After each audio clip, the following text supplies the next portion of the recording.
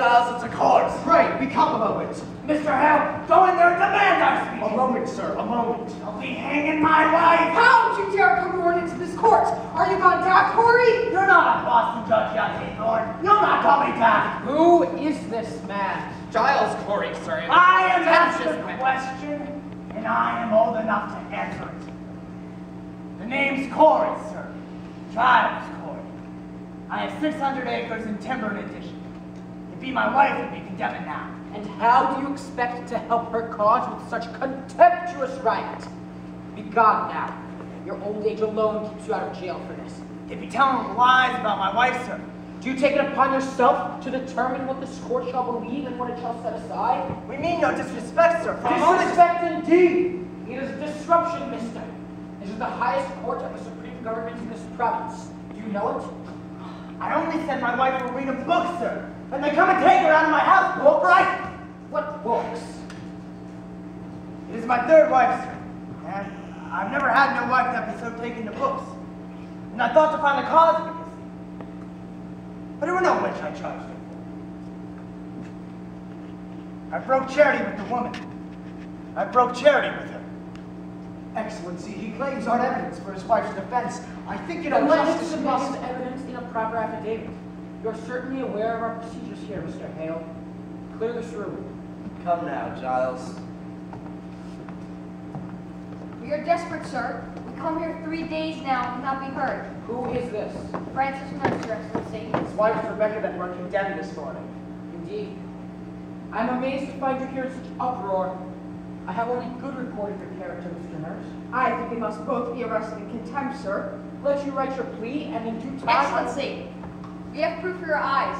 God forbid you shut them to it. The girls, sir. The girls are frauds. What's that? We have proof of it, sir. They are all deceiving you. This is contempt, sir, contempt! Peace, Judge Haythorne.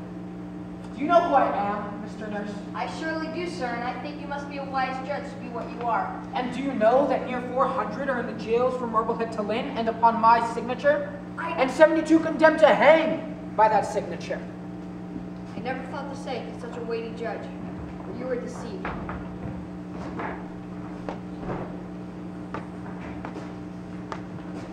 Mary Warren, what are you about here? She would speak with the deputy governor. Did you not tell me Mary Warren were sick in bed? She were, Your Honor. When I go to fetch her to the court last week, she said she was sick. She has been striving with her soul all week, Your Honor. She comes now to tell this to you. Who is this? John Proctor, sir.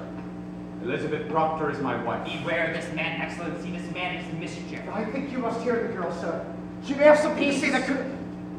What would you tell us, Mary Warren? She never saw no spirits, sir. Never saw no spirits? Never! We have a signed deposition. No, no. I accept no depositions. Tell me, Mr. Proctor, have you spread this story in the village? We have not. They come to overthrow the court, Your Honor. This I is pray you, Mr. Paris. And do you know, Mr. Proctor, that the entire contention of the state in these trials is that the voice of heaven is speaking through the children? I know that, sir. And you, Mary Warren, how came you to this turnabout? Can I hear you? You were pretense, she says. Ah? And the other girls? Susanna Walcott? And the others? They are also pretending? My friend. Surely Your Excellency cannot think to let so vile a lie be spread in open court. Indeed not. But it strike hard upon me that you will dare come here with such a tale. Now, Mr. Proctor, before I decide whether I shall hear you or not, it is my duty to tell you this. We burn a hot fire here. It melts down all concealment. I know that, sir. Let me continue. I understand well. A husband's tenderness may drive him to extravagance in defense of a wife. Are you certain in your conscience, mister, that your evidence is the truth? It is. You will surely know it. And you thought to declare this revelation in open court? I thought I would. With your permission. Now, sir, what is your purpose in so doing? Why? I would free my wife, sir. There lurks nowhere in your heart, nor hidden in your spirit, any desire to undermine this court? Why, no, sir. Your Excellency. Mr. Cheever? I think it's my duty, sir. Do not deny it, John. When he comes to take his wife, examine the court and rip your warrant. Now you have it. You were a temper, sir. I knew not what I did. Mr. Proctor, Aye, sir. have you ever seen the devil? No, sir. You are, in all respects, a gospel Christian? I am, sir. Such a Christian that would not come to church but once in a month? Not come to church? I have no love for Mr. Palliser. It's no secret. But God, I surely love. He plow on Sunday, sir. Plow on Sunday? I think it'd be evidence, John. I am an official of the court. I cannot keep it. I have once or twice plowed on Sunday. I have 3 children, sir. Until last year, my land did little.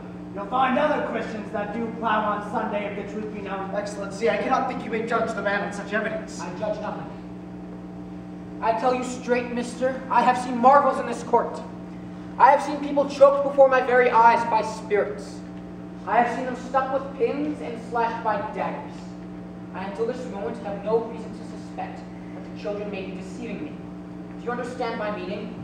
Excellency, do it not strike hard upon you that so many of these women have lived so long with such upright reputation. Do you read the gospel, Mr. Proctor? I read the gospel. I think not. For you should surely know that Cain were an upright man. And yet he did kill Abel. Aye, God tells us that. Who tells us that Rebecca Nurse murdered 7 babies by sending her spirit out on them. It's the children. Only in this one will swear that she lied to you.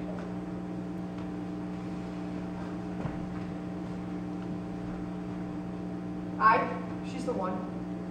Mr. Proctor, this morning your wife sent me a claim in which she states that she is pregnant now. My wife pregnant? There be no sign of it. We have examined her body.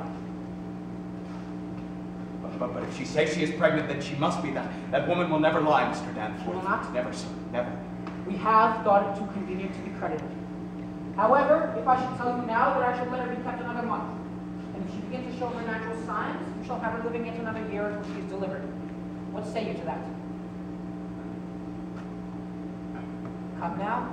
You say your only purpose is to save your wife. Good then. She is saved at least this year, and a year as well. What say you, sir? It is done now. Will you drop this charge? I think I cannot. Then your purpose is somewhat larger. He's come to overthrow this court, Your Honor. Their wives are also accused. I judge you not, sir. I am ready to hear your evidence. I come not to hurt the court. I'm only... Marshal, go to the court and bid Judge Scott and Judge Scott for their reasons for 1 hour, and let them go to the tavern if they will. All witnesses and prisoners to be kept in the building. Aye, sir. If I may say, sir, I know this man all my life. He is a good man, sir. I'm sure of it, Marshal. Now then, Mr. Proctor, what deposition do you have for us?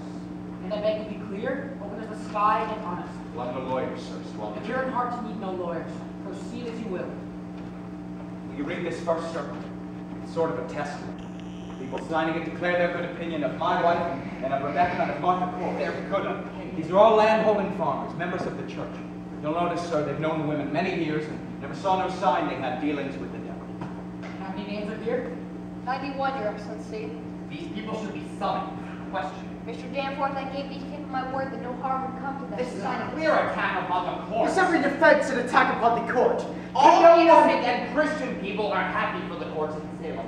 These people are gloomy for it. And I think you should want to know from each one of them what discontents them with you. I think they ought to be examined, sir. It is not necessarily an These are all colored Christians, sir. Then I'm sure they have nothing to fear. Mr. Cheever, draw warrants for all of these. Arrest for examination. Now then, what other information do you have for us, Mr. Proctor? You may sit, Mr. Harris. I have brought trouble on these people. No, old man, you have not hurt these people if they are of good conscience. You must understand, sir. A person is either with this court or he must be counted against it. There be no road in between.